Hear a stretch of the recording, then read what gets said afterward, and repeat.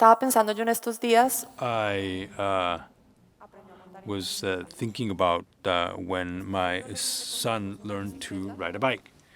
My husband and I got him a bike, and it was parked for a year. Never wanted to touch it. And then one day, he decided he wanted to take the bike to the park and to learn. He got on the bike. He would look around, and he would fall. And my husband told him, "You have to look forward. You have to focus." Uh, and my friends, family, they're scattered throughout the world. When they found out that he was learning how to ride a bike, the this process became almost a UN debate. In Spain, we would hear, "No, just let him learn on his own." In Colombia, I would hear, "No, you have to imagine, Gabriel, you have to dream that you can ride a bike and you'll be able to do it." From Paraguay, I heard, "No, you have to make him wear shorts because if he wears long pants, they're going to get caught up in the chain." And my son took all that information in, and he was progressing a little bit more, riding a little bit farther, a little bit farther. And after several falls and a little blood, a lot of blood, he was able to master it.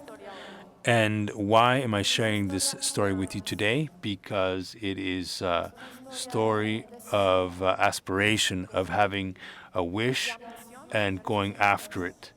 And that aspiration, that ambition, is what the region needs in order to achieve the scale and the impact that the lives that we want to improve need. But it's not any old ambition. It's ambition that needs to be based on three things that I'll tell you about today. First, intentionality. The decision is that we want to do things a certain way. So we'll go on to the example of Raquel with Atlas. Atlas is a renewable energy company that builds parks in Latin America and in the Caribbean. They're used to hiring construction crews that tend to be male. But for two parks that they built in Brazil, they decided that they wanted to go out and find a new labor force. So they intentionally decided to train and recruit women in electrical work and mounting the solar panels and construction. So the results, 530 women, most of them self-identify as black, were hired to build these two facilities. That's 30% of the labor force to build these facilities. And that, bear in mind, is in the construction sector in Brazil, women are only 3% of the labor force. By 2030, 15 million green jobs will be created in the region as projected. Let's make it intentional. A part of those should be for women. Let's make it our intention that 50% of these quality, well-paid jobs should go to women. Second,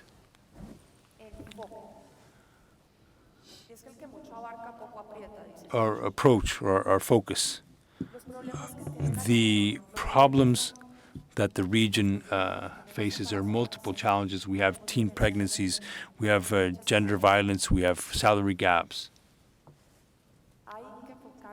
We need to focus on a strategic problem and resolve it. The example of gender parity in Costa Rica, they decided to focus on childcare. And why childcare? Because it turns out that 75% of childcare needs in Latin America and the Caribbean are done by women. So when we had the pandemic, when the childcare needs were exacerbated, The largest segment of the workforce that had to leave the workforce were women over 20 with small children. That is a strategic problem. So what did they do with that initiative? They told us they created a pilot program. 8 companies created a co-financing mechanism between these private companies and families. And the results were that since 2019, 1,020 children have benefited from this program. 1,020 children whose mothers, as we heard in the panel, now feel comfortable going off to work because they know that their children are being taken care of.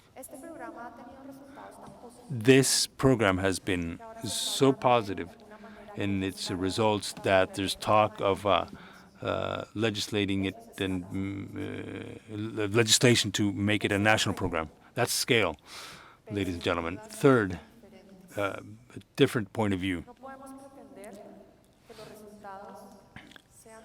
We cannot expect different results from doing the same thing.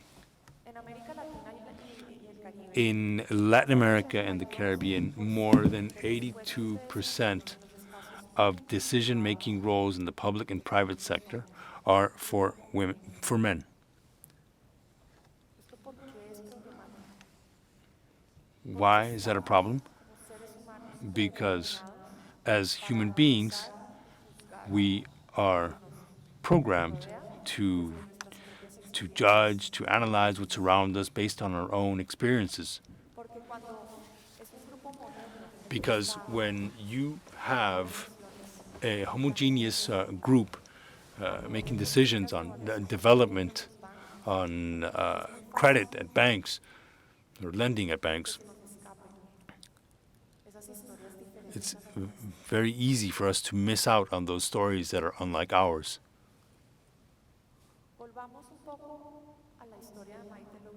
Let's go back to Maite Lorenzo's story.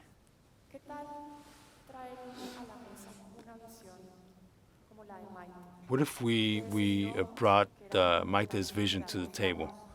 She decided that it was important to generate data that laid bare the financial gap between black-owned businesses and their white counterparts. She realized that there was a gap there.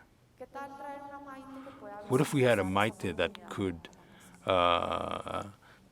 identify that opportunity and present it, as well as a business model to address the credit needs of the more than 45% of companies led by Afro-descendants in Brazil that want credit but do not have access to it? Or bring in other women that can present this opportunity of dealing with the needs of the more than 70% of SMEs led by women that have no access to credit. And once again, those that can identify the needs, the business needs for bankers, for investment, that can address that $93 billion gap in investment for SMEs led by women in the region. That, ladies and gentlemen, is scaling up. I ask you to be ambitious. I ask you to get on that bicycle and let's try to go far. Let's focus on a strategic problem. Let's bring different visions to the table. That is how we will achieve scale. That is how we will make a change in the lives of diverse communities in our region. Thank you very much.